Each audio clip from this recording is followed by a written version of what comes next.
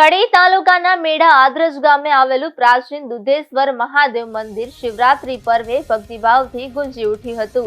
આશરે 1100 થી 1200 વર્ષ જૂનું માનવામાં આવતું આ મંદિર ઐતિહાસિક અને ધાર્મિક દ્રષ્ટિએ વિશેષ મહત્વ ધરાવે છે। દર વર્ષે મહાશિવરાત્રી નિમિત્તે વિશેષ આરતી અને પૂજા વિધિ કરવામાં આવે છે। પરંપરા મુજબ ભગવાનને પ્રસાદ અર્પણ કરવામાં આવે છે।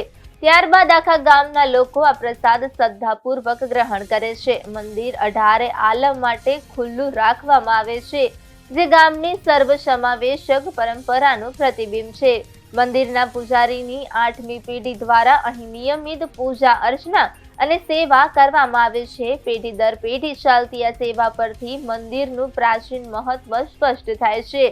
શિવરાત્રીની મધ્યરાત્રે હર હર મહાદેવ અને ઓમ નમઃ શિવાયના ગુંજતા નાદ સાથે મંદિર પરિસર સંપૂર્ણ શિવમય બની ગયું હતું। ગ્રામજનો દ્વારા હર્ષોલ્લાસ સાથે પર્વની ઉજવણી કરવામાં આવી હતી, જેમાં ભક્તિ અને આનંદનો અદ્ભુત માહોલ સર્જાયો હતો।